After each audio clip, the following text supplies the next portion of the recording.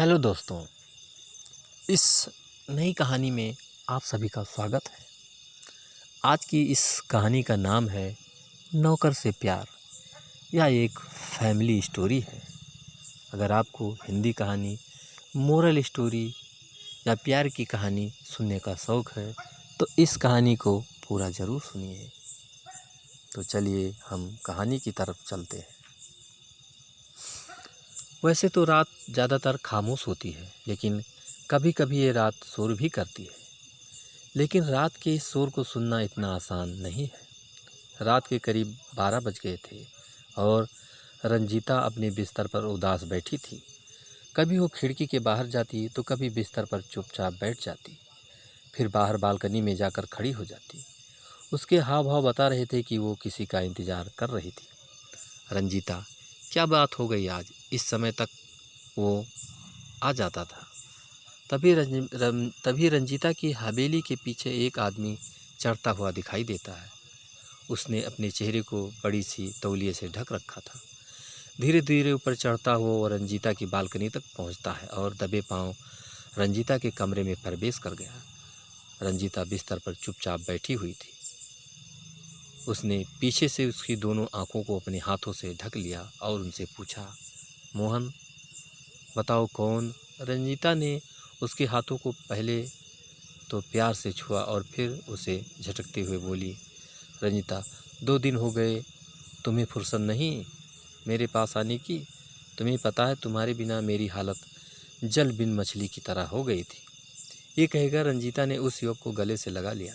रंजीता की बातों को सुनकर उस युवक ने अपने चेहरे से तौलिया हटाया और फिर कहा, मोहन, आपको पता नहीं क्या, मालिक ने मुझे 2 दिनों के लिए शहर भेजा था। 2 लाख की रकम किसी को भिजवानी थी और फिर वहाँ से कुछ लाना था। रंजीता, क्या लाना था? मोहन, सोने का नेकलेस, आपका जन्मदिन आने वाला है ना। रंजीता ने जब ये सुना तो मुस्कुराते हुए मोहन की ओर देखने लगी और फिर उनसे पूछा, रंजीता, तुम क्या गिफ्ट दे रहे हो जन्मदिन पर मेरे? मोहन, मैं क्या दे सकता हूँ, लेकिन मैं तो बचपन से नौकर हूँ यहाँ। रंजीता, तुम फिर शुरू हो गए? कोई नौकर और मालिक नहीं होता यहाँ पर। जहाँ तक गिफ्ट की बात है, तुमसे मांगना गिफ्ट मुझे कोई नहीं दे सकता। ये कहकर रंजीता ने एक बार फिर मोहन को गले से लगा लिया और फिर वो दोनों डूब गए प्रेम के समंदर में, जहाँ पर डूबने के बाद बड़ा छोटा कोई नहीं होता। बस वहाँ होता है प्यार, प्यार, प्यार। और जो दोनों प्यार में डूबे थे। अब तो सुबह होने वाली थी। तभी रंजीता के पिता ठाकुर वीरभद्र सिंह की जोरदार आवाज़ दोनों के कानों में पड़ी। वीरभद्र, मोहन, मोहन, अरे कहाँ बढ़ गया रे? ठाकुर साहब की आवाज़ सुनकर हल्की नींद में चले गए मोहन और रंजीता हड़बड़ाकर उठ बैठे। दोनों के दिल की धड़कन जोर जोर से धड़कने लगी। मोहन, लगता है मालिक साहब जाग गए हैं। ये तो बहुत बड़ी गड़बड़ हो गई। हे भगवान, अब क्या करूं मैं? रंजीता, इतना डरोगे डरोगे तो हो गया। सुनो, मैं नीचे जाती हूँ और बाबूजी को दूसरी बातों में लगाती हूँ।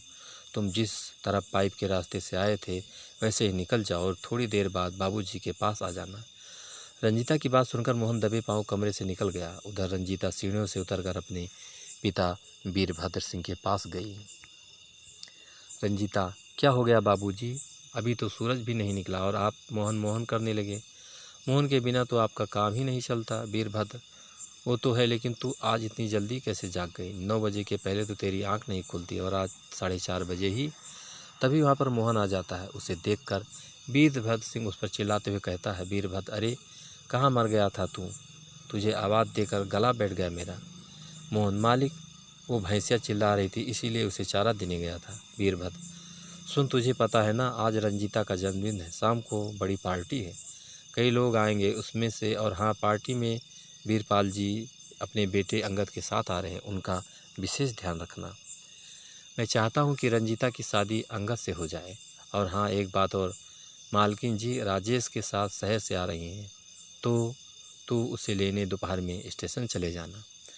मोहन, रंजीता के यहाँ नौकर का काम करता है। हालांकि उसे ग्रेजुएशन में गोल्ड मेडल मिला था। अगर वो शहर चला जाता तो उसे अच्छी नौकरी मिल जाती, लेकिन ठाकुर साहब का कर्ज उसके परिवार पर होने के कारण वो इनके यहाँ काम करता था और बिना उसे चुकाए कहीं नहीं जा सकता था। मोहन, कैसे चला जाऊं रंजीता तुम्हारे पापा की नौकरी छोड़कर? तुम्हें पता है ना कि कर्जा है उसका हमारे ऊपर, बिना उसे चुकाए गया तो वो मेरे बूढ़े माँ बाप को बहुत परेशान करेंगे। रंजीता, मोहन तुम बेवकूफ़ हो, यहाँ पर रहोगे तो इनका कर्ज कभी खत्म नहीं होगा। तुम्हारे दादा ने मात्र 75 मेरे दादा से उधार लिए थे और वो 5 लाख कैसे बन गए, मेरी समझ से बाहर है। मोहन के पिता भी इस घर में नौकर थे और उसके दादा भी। पीढ़ियों से मोहन का परिवार वीरभद्र सिंह के यहाँ नौकर का काम करता रहता था, लेकिन इस बात की परवाह किए बिना पिछले 2 सालों से रंजीता और मोहन के बीच प्यार का सिलसिला चल रहा था। हालांकि इस बात की जरा भी खबर न तो वीरभद्र को है और न ही किसी उनकी पत्नी सुकन्या और बेटे राजेश को। बहरहाल शाम को रंजीता के लिए बड़ी बर्थडे पार्टी का आयोजन वीरभद्र सिंह की हवेली में किया गया था। कई सारे मेहमान वहां आए हुए थे। पार्टी में, वीरभद्र दोस्तों, आज मेरे लिए बहुत खुशी का दिन है। आज मेरी इकलौती बेटी रंजीता का जन्मदिन है और आज मैं इनके भविष्य के लिए एक बहुत बड़ा फैसला किया है। उसके बाद वीरभद्र सिंह ने रंजीता और अंगद की 15 दिन के बाद सगाई की घोषणा कर दी। उस घोषणा को सुनकर रंजीता तुरंत ही वहाँ से चली गई। सभी ने सोचा कि वो शर्मा गई, लेकिन वो कहते हैं ना, इसको अपना कितना भी छुपाएं, छुपा नहीं सकते। 2 दिन बाद की बात है। रंजीता को लगातार उल्टियाँ हो रही थी। सुकन्या, अरे कितनी बार कहा मुंह पर कंट्रोल रखा कर, सारा दिन पता नहीं क्या खाती रहती है, अब हो रही ना उल्टी। रंजीता की उल्टियाँ रोकने के लिए घरेलू दवा उसे दी गई, लेकिन कंट्रोल नहीं हुआ। फिर उसकी माँ उसे लेकर अस्पताल गई। रंजीता की जांच पड़ताल के बाद डॉक्टर सुनीता ने जो कहा उसे सुनकर सुकन्या देवी चीख पड़ी। सुकन्या, आप पागल हो गई हैं क्या? किसने बना दिया आपको डॉक्टर? मेरी बेटी की अभी तक शादी भी नहीं हुई और आप कह रही हैं कि ये गर्भवती है। डॉक्टर, मेरी जांच गलत नहीं है सुकन्या देवी जी, आपकी बेटी गर्भवती है। सुकन्या, ए डॉक्टर, तू जानती है ना तू क्या कर रही है, और तेरी बात गलत साबित हो गई तो उसका क्या अंजाम होगा, तू जानती है ना। सुकन्या देवी डॉक्टर सुनीता को धमका रही थी। तभी उनकी बातों को काटते हुए रंजीता ने कहा, रंजीता माँ, डॉक्टर सुनीता ठीक कह रही है। अपनी बेटी की बातों को सुनकर सुकन्या देवी चौंक गई। घर वापस आकर रंजीता ने सारी बातें अपनी माँ को बताई। उससे ये भी बताया कि उसने मोहन, दोनों ने छुपकर मंदिर में शादी भी कर ली है। सुकन्या ने, क्या नष्ट कर दिया तूने? अरे कुछ तो हम लोगों का मान रखा होता, हम लोग ठाकुर हैं, और तूने यहाँ अपने यहाँ नौकर से प्यार कर लिया, और ना सिर्फ प्यार किया बल्कि उसके साथ मुँह भी काला कर लिया। करमजली, तू पैदा होते ही मर क्यों नहीं गई? शाम तक ये बात वीरभद्र सिंह और उसके बेटे राजेश को पता लग गई। दोनों का खून खौल उठा। राजेश उसी समय राइफल लेकर मोहन को मारने के लिए निकल रहा था।